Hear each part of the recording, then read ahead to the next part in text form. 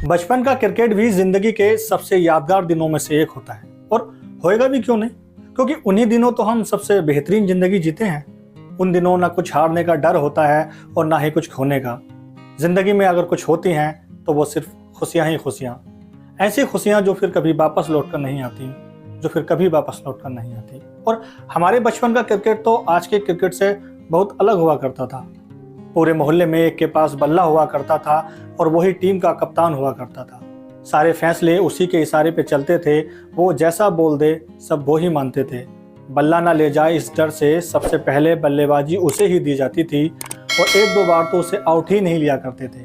उसकी पहली कैच तो हमेशा छोड़ी जाती थी और ये बात सबको पहले ही बता दी जाती थी कि जिसका बल्ला है उससे बहस नहीं करनी है, जैसा वो बोले वैसी ही बात माननी है। अगर कोई नहीं मानेगा तो उसे टीम से निकाल दिया जाएगा, फिर वो रोएगा और पछताएगा। और सबसे ज़्यादा लोचा तो गेंद लाने में होता था, क्योंकि गेंद के लिए सभी से एक एक रुपया इकट्ठा होता था।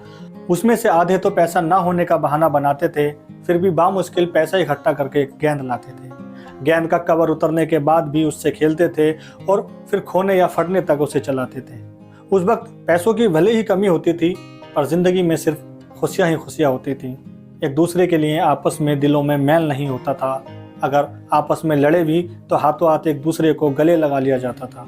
पीठ पीछे किसी की बुराई नहीं की जाती थी, जो भी कमी होती उसे सामने ही बोल दिया जाता था।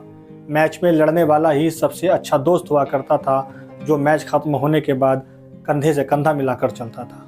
दुश्मनी कभी नहीं होती थी आपस में, सिर्फ दोस्ती ही दोस्ती होती थी। सच में उस बचपन के क्रिकेट में लाखों करोड़ों खुशियाँ होती थी। सच में उस बचपन के क्रिकेट में लाखों करोड़ों खुशियाँ होती थी।